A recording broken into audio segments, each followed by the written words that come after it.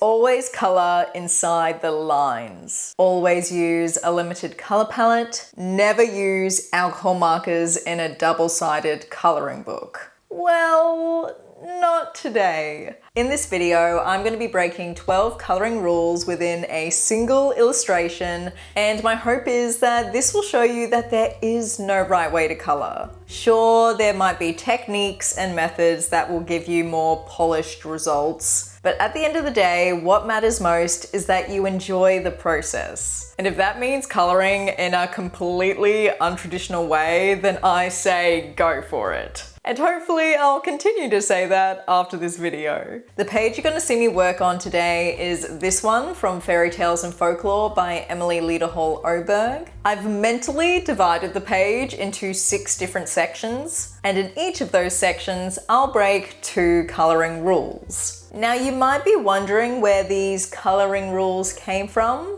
I actually asked you all on Instagram what your coloring rules were, so a lot of them came from you. Others are ones that I've picked up or made up for myself along my coloring journey. And I've even thrown in a color theory rule to break as well. Recently, I've been asked how I'm going about learning the basics and principles behind color theory. And lately, I've been using the online platform craftsy, who is sponsoring today's video. It's an online learning platform for creatives with over 2,000 classes across more than 20 creative categories. From drawing and painting to cooking, sewing and knitting, there's so much to explore, whether you're a beginner or just looking to sharpen up your skills. The class I've been taking at the moment to deepen my understanding about color theory is Painting the Color Wheel by Nina Wise. It's helped me to not only understand how I can create my own color wheel as a reference for future projects, but also better understand concepts like color value, saturation, and temperature.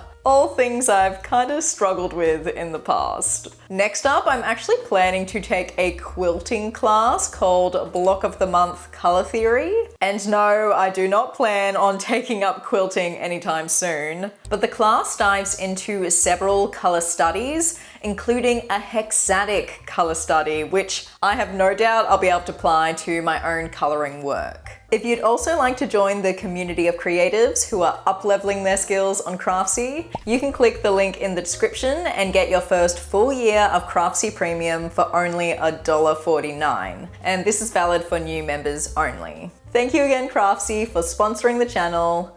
Now let's get into some rule breaking.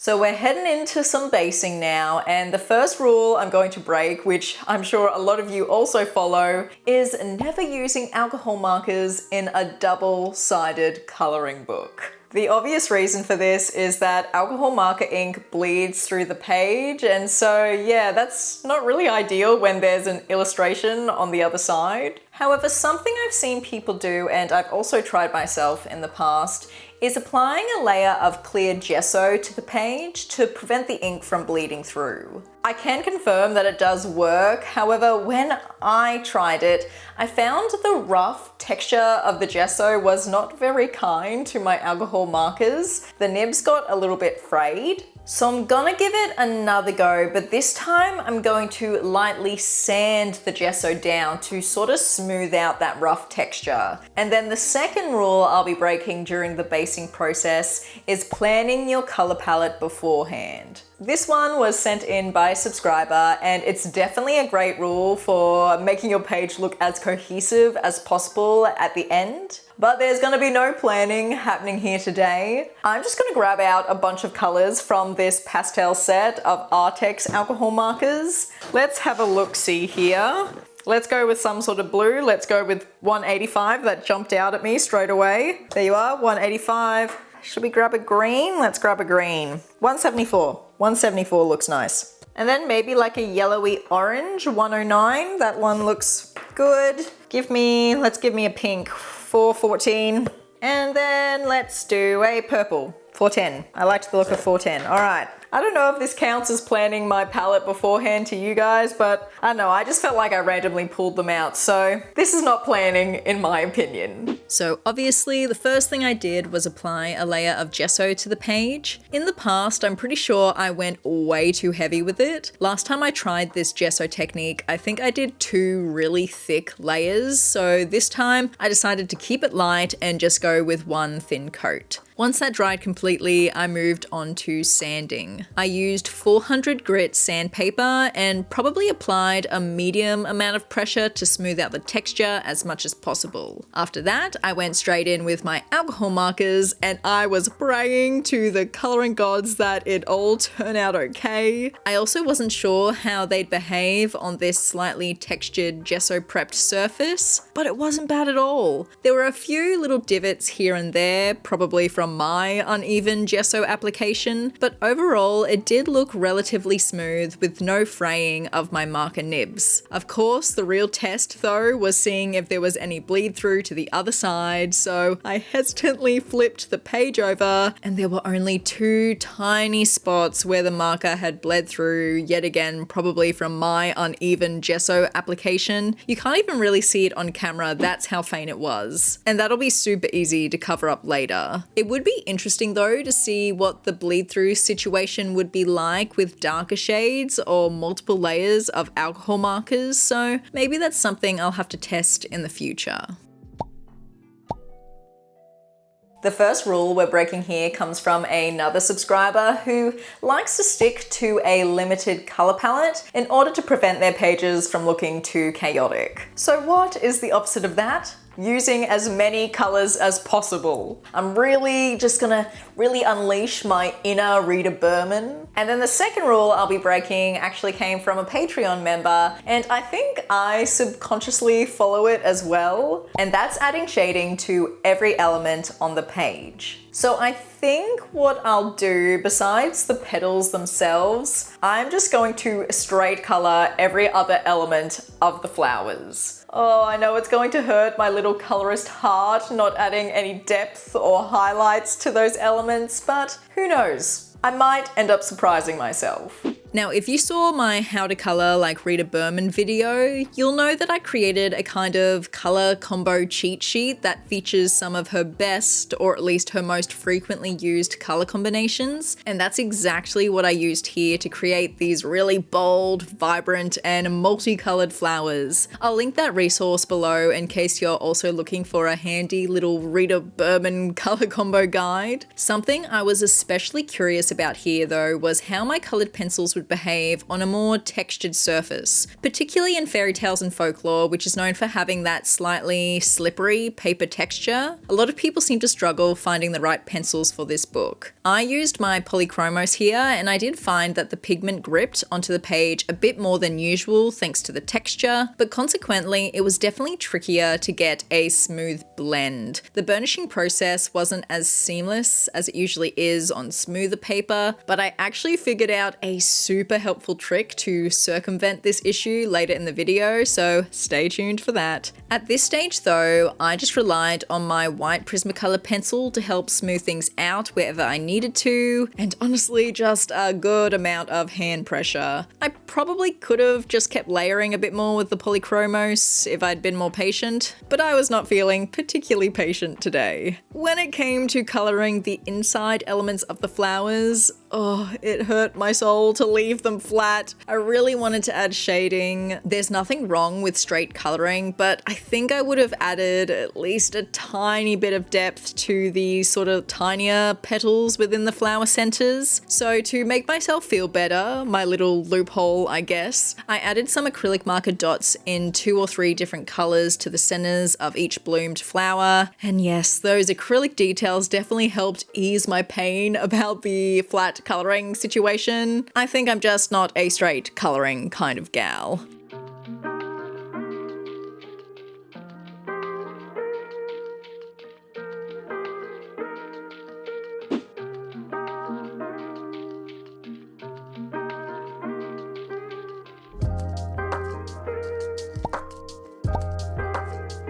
We're now moving on to what I think is an apple in this illustration.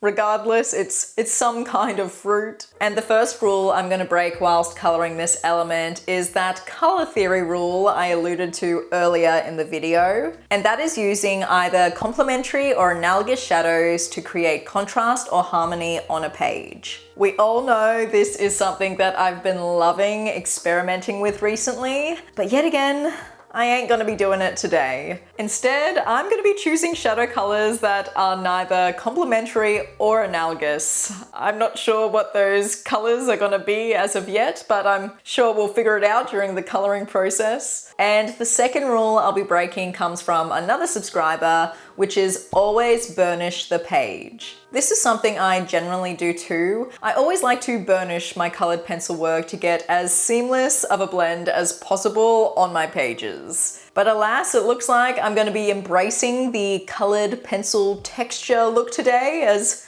well as some unconventional shadow colors. So as you can see, the non-complementary and non-analogous color I decided to use for this apple was a really dark blue shade. Blue is actually a pretty common color that's often suggested for shadows because it helps create a cooler tone in the piece. And by using a dark blue instead of something like gray or black for your shadows, you're still able to create some great depth and contrast without losing the saturation in your color palette. And yeah, the blue ended up working really well here for the red apple. My process was pretty simple. I did 2 layers with each pencil. For the first layer, I went through the entire color combination. I think there was about 5 colors in total that I used.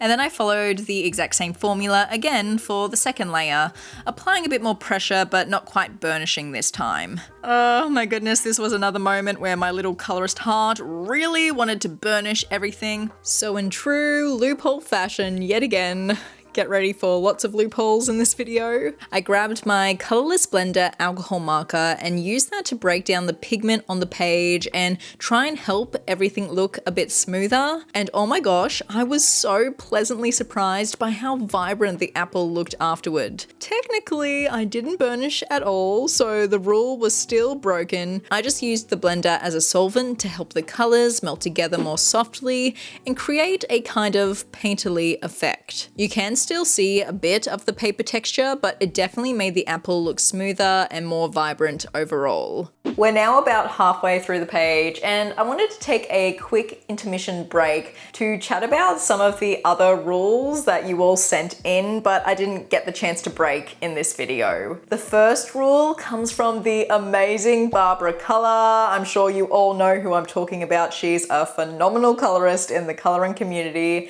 and her rule is to never continue a page that doesn't make your heart sing. Oh, that is some words of wisdom there. I also love this rule from Amy Ward Art here on YouTube and Instagram. She said, when in doubt, glitter it out. Yes, I love this rule. I feel like, yeah, 90% of the time, glitter can fix a lot of coloring page mishaps. I also feel similarly about acrylic markers. I feel like acrylic markers can do a lot of covering up of a mistake. Someone else said that they only ever have 1 colored pencil out at a time. Oh my goodness, I do not know how you do that. I always have a gazillion supplies scattered about on my desk. And then another person mentioned that they complete their books in order from front to back. You have some serious willpower there. I think I would get so frustrated doing that. There were also a lot of sort of whip rules, which whip means work in progress if you didn't know. And so someone said they never have more than 3 whips at a time. I think that's a good one. And yeah, another person said that they only ever have a 1 page that they work on at a time. I used to be exactly the same. I wouldn't start a new page until I finished the one that I was currently working on. However, I did have to get over myself with that rule just because of the content I wanted to make for the channel. And then the last one I'll mention came from a follower who said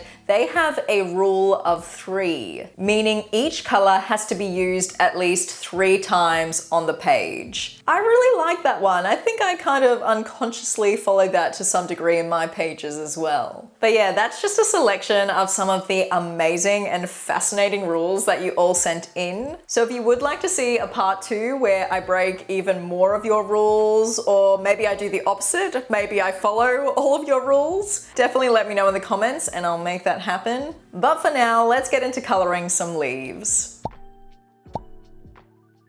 It's just started pelting down with rain outside, so apologies if you could hear that throughout the rest of this video. But a really common rule that a lot of people sent in was always coloring things realistically. So, you know, we're talking trees being brown, skies being blue, etc., etc. So obviously I'll be breaking that rule by having no green leaves whatsoever. But then the other rule I'll be breaking, which I used to have for myself, and I think a lot of us can relate to, is always color inside the lines. Emily Lederhol-Oberg's illustrations are actually perfect for breaking this rule because I find her art style does verge on being slightly Zen doodly. And if you've ever colored a Zen doodle type illustration, you'll know that it's a pretty common approach to ignore some of the line work on the page. So that's the exact method I'm going to follow today whilst coloring these leaves. Since I'd already used a blue base for the leaves earlier on, I decided to just keep going with that theme, and because I loved the polychromos and colorless blender trick on the apple, I utilized the same technique here again. This time though, after breaking down the pigment with the colorless blender, I actually went back in with another layer of the polychromos on top. And I'm not sure if it was because of that underlying layer of the colorless blender already on the page, but I added that second polychromos layer and it just melted into the paper. The colors came out so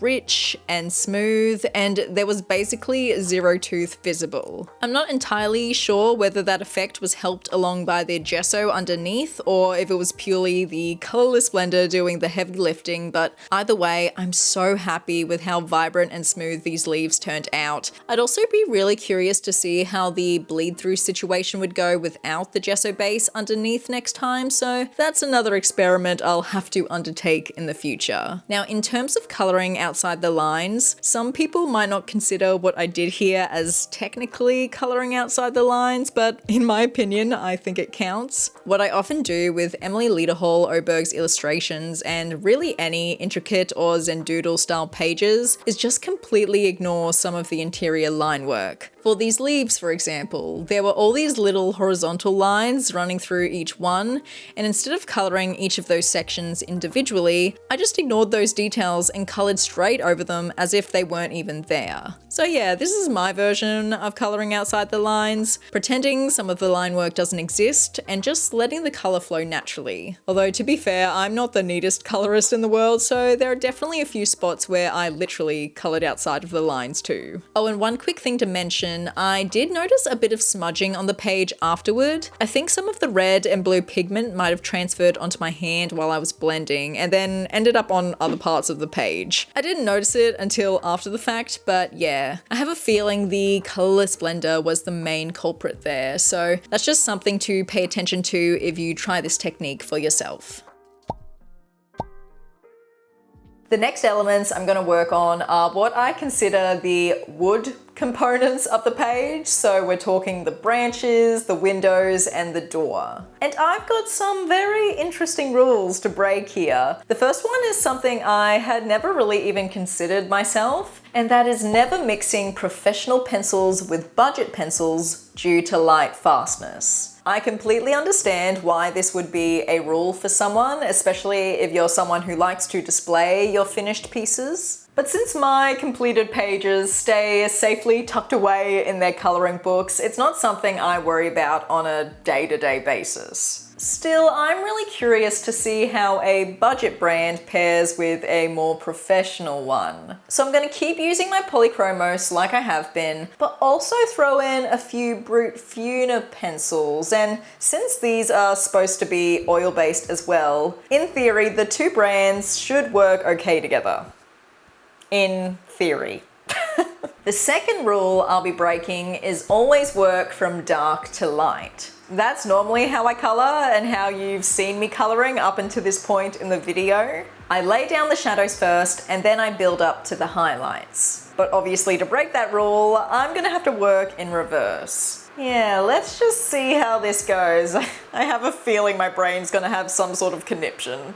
So my plan of action here, both for blending the two different pencil brands and for reversing my usual color order, was to use 2 brutfuners for each color combo, one for the highlight shade and one for the mid-tone. Then I brought in 1 or 2 polychromos pencils for the deeper shadow shades. As you've probably noticed already, I started with the highlight shade to color the entire element, then layered in the mid-tone and finally added the shadow shades on top. I repeated this process twice, just like I did earlier with the apple, and honestly, it wasn't nearly as mind-boggling as I thought it would be. I have utilized the light to dark method a handful of times, but I always seem to end up reverting back just because, I don't notice a huge difference in the final result. I think it really just comes down to personal preference and even the type of pencils you're using. Some people prefer to lay down their shadows first, while others like to slowly build up the color from light to dark. Now, as for how the brutfuners and polychromos work together, it wasn't horrible, but it definitely wasn't seamless either. The polychromos didn't layer quite as nicely over the top of the brutfuners, so achieving a perfectly smooth blend was a little challenging. But since I was going for a semi-wood texture, not a full-on realistic grain, just something reminiscent of wood, I actually didn't mind having a bit of pencil texture show through. It kind of added to the look I was going for. So overall, everything worked out fine in the end. I'd probably just stick to the rule of not mixing professional and budget pencil brands together, not necessarily because of light fastness, but simply because they behave so differently. It can be tricky to get a smooth, cohesive blend when you're working with supplies that vary so much in quality, so maybe that's one rule that's best left unbroken.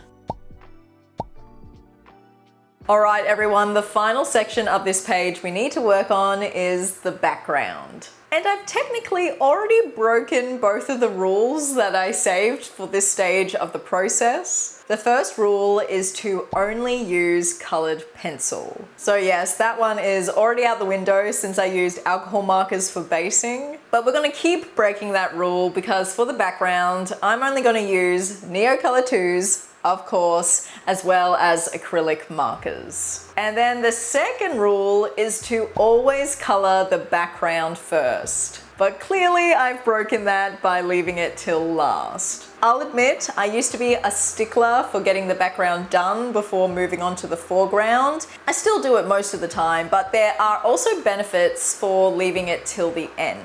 So let's chat about that whilst I complete this page by finishing the background.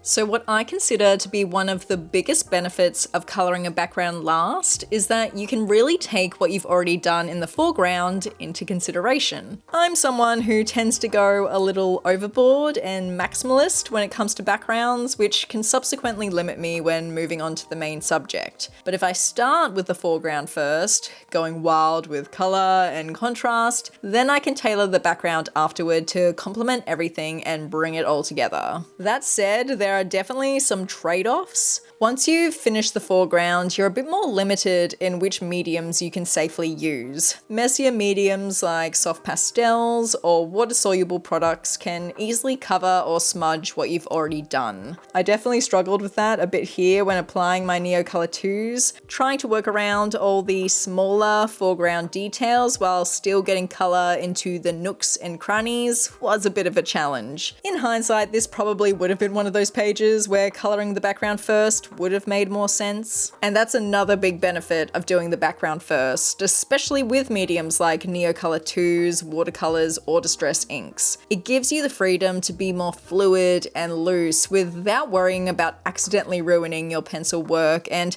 it helps you set the overall tone or mood of the piece right from the start. You can then use the colors from your foreground to guide the palette of your main subject. Moving on from that topic though, I really struggled with my neocolors on this page. They didn't break down and blend as smoothly as they usually do. Probably something to do with the gesso prepped surface. And yeah, I'll admit I had a bit of a freak out moment. So I did end up bringing in one colored pencil to smooth out some of the patchier areas. I guess I technically did use a little colored pencil in the background here, but I didn't only use colored pencils, so the rule is still broken. Just another loophole moment for me. Anyway, 12 coloring rules later, some mine, some yours, some straight from color theory itself, and I think I still managed to create a fairly effective page. So hopefully this video did what I set out for it to do and showed you that there really is no right way to color. You don't need to stress about whether you're coloring correctly. The only thing you should stress about is enjoying the process.